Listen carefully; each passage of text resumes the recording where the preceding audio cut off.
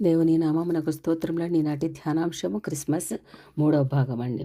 గత 2 దినములు కూడా దేవుడు ఎందుకు ఈ లోకంలోనికి యేసుక్రీస్తు బాలయేసుగా వచ్చి ఉన్నారు అన్నది ఆయన ప్రేమ చూపించడానికి, రక్షణ మనకు అనుగ్రహించడానికి, దేవుని పిల్లలుగా ఉండడానికి, కృప వెంబడి కృప ఇవ్వడానికి, శాంతి సమాధానం ఇవ్వడానికి, వెలుగుని నింపడానికి, పాప విమోచన ఇవ్వడానికి, పరిశుద్ధులుగా జీవించడానికి దేవుడు మనకిచ్చి ఈ 2 దినములు నేర్పించినందుకు వేలాది స్తోత్రములండి. మరి ఈ దినమున ఆయన 10వ భాగముగా మరి మనకు నిత్య జీవం అనుగ్రహించుటకు అని యేసుక్రీస్తును తెలుసుకొనుటే నిత్య జీవము. యోహాను సువార్త 17:3 వెల్లడిస్తుందండి. కుమారుని చూచి ఆయన యందు విశ్వాసం ఉంచు ప్రతివాడును నిత్య జీవం పొందుట తండ్రి చిత్తము. యోహాను సువార్త 6:40 ప్రకారం దేవుడు మనకు నిత్య జీవము దయచేసెను. ఈ జీవము ఆయన కుమారుని యందున్నది.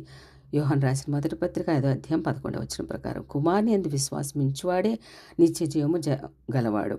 యోహాను సువార్త 3:36 ప్రకారం కనుక దేవుడు మనకు నిత్య జీవం అనుగ్రహించుటకే తన ఏకైక కుమారుని మన రక్షకునిగా పంపి ఉన్నారు. ఆయనను తెలుసుకొని విశ్వాసం ఉంచి నిత్య జీవమునకు పాత్రులగుటకు నిరీక్షించుదామండి. మనం అందరం కూడా బిడ్డలారా, విశ్వాసులారా, భక్తులారా, అట్టి పాత్రత మనకు అందించనైన క్రీస్తు మనుషుని కుమారునిగా వేయించేసి ఉన్నారు. అదే క్రీస్తు రాకలో ఉన్న ఈ లోకంలోనికి క్రీస్తు రాకడ అనేది అంతరార్థము తెలుస్తుందండి. క్రీస్తు రాకడ అర్థాన్ని, పరమార్థాన్ని కొంతవరకు మనము ధ్యానించుకోగలిగిన మరెన్నో ఆశీర్వాదకరమైన అంశములు ఆయన రాకడలో నిగూఢమై ఉన్నాయండి. అన్నింటినీ ఒకే పర్యాయం మనము ధ్యానించడం అసాధ్యం. కనుక క్రిస్మస్ 2వ భాగమైన ఆరాధన అనగా మాస్లో మనము ప్రవేశించుదామండి. క్రీస్తు అనగా అభిషక్తుడు కదా. ఆ అభిషక్తిని ఆగమనానికి ఎవరు ఎలా పరవశించి ఆరాధించారో మనము జ్ఞాపకం చేసుకుందామండి. భక్తులారా, బిడ్డలారా, విశ్వాసులారా, ఆరాధన అనగా ప్రార్థించుట, స్తుతించుట, స్తోత్ర గీతిక ఆలపించుట, సమర్పించుట, అర్పించుట, పూజించుట, నమస్కరించుట అనే పరివిధాలైన అర్థాలు మనం చెప్పుకోవచ్చండి. కన్యమరియ దయాప్రాప్తురాలే మహాకాశముల పట్టజాలని మహాదేవుడు తన గర్భవాసన ఉద్భవించాడన్న వార్త విని నా ఆత్మ నా రక్షకుడైన యేసునందు ఆనందించిందని స్తోత్ర గీతాలతో ఆరాధించిందండి.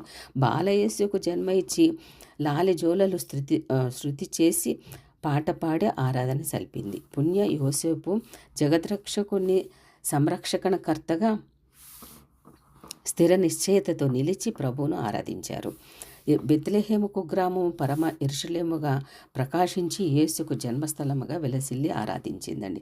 పశువుల పరమండల సింహాసనాసనంగా గావించి పసిబాలునిగా స్వీకరించి ఆశ్రయమిచ్చి ఆరాధించిందండి. పశువుల తొట్టి బంగారు ఊయలుగా భాషించి రాజాదిరాజులు యేసుక్రీస్తు పాన్పుగా ఆహ్వానమిచ్చి అలరించి ఆరాధించిందండి. పశువుల పాకలోని పశువులు సమూహం అంతా నిరీక్షణాస్పదానికి లోనై యేసు బాలుని ప్రథమ దర్శన భాగ్యాన్ని అందుకొని తమ భాషలో ఆనందించి ఆరాధించాయండి.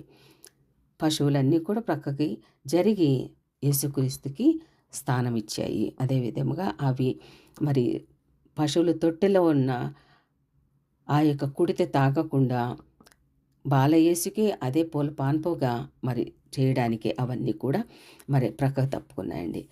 ఆకాశాన కోటి సూర్య ప్రభావములతో ఉదయించిన అందాల తార పాశ్చాత్య జ్ఞానులకు దిశనిర్దేశం చేసి తన అనంత కాంతి కిరణాలు వెలయించి యూదుల రాజును ఆరాధించాయండి. పరమండల ప్రధాన దూత గబ్రియేలు దావీదు పట్టణమందు రక్షకుడు మీకు జన్మించి ఉన్నాడు అని సువర్తమాన సందేశం వినిపించి గొర్రెల కాపర్ల ఎదుట దేవుని మహిమ వెలయించి ఆరాధించింది. పరలోక దూతాళి సైన్య సమూహము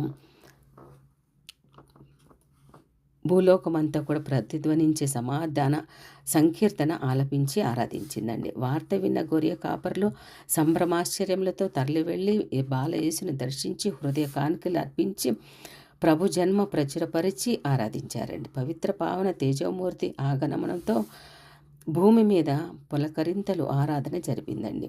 ప్రకృతి అంతా తెల్లని మంచు పదాలుగా కప్పి ప్రభువుకి ఆరాధించినాయండి.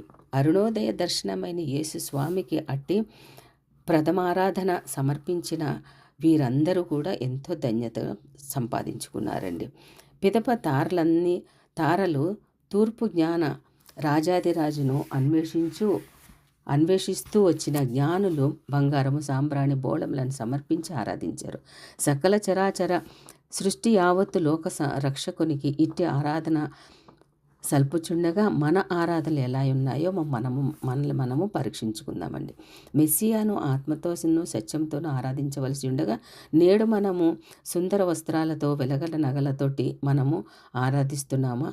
దేవుని కోసము మరి వారందరూ పరుగులు పెట్టినట్లుగా మనము కూడా అనేకుల చోట్లకి వెళ్ళి మనము కూడా సువార్త ప్రకటించగలుగుతామండి.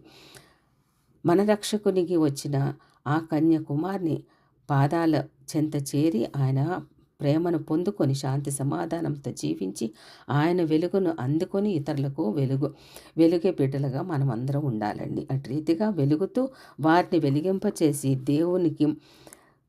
దేవుని పిల్లలుగా చేరడానికి మనం కూడా అవకాశాలు కల్పించాలండి. బెత్లెహేము పశుశాల వలె మన హృదయ గదిని సిద్ధపరచుకోవాలండి. గొర్రెల కాపర్ల జ్ఞానుల వలె హృదయ అర్పణ ఇచ్చి ఆరాధించి మనము కూడా ఇతరులకు ప్రచురపరచాలి. క్రిస్మస్ ప్రేమ సందేశాన్ని, మన కొరకు పుట్టిన రక్షకుడు ప్రభువైన క్రీస్తు అనే సందేశాన్ని చాటుదామండి. దిగంతముల వరకు క్రీస్తు సాక్షులుగా నిలబడదాం. ఆయనను రుచి చూచి తెలుసుకొని క్రీస్తు సువార్తను వెల్లడిలా ప్రకటించుదామండి. క్రీస్తు ప్రభువుకు మనము చేసే ఆరాధన అదే. ప్రభు అట్టి ఆరాధన అనుభూతిని ఎల్లరికూ కలిగించి క్రిస్మస్ శుభాలు అందించును గాక. ఆమేన్.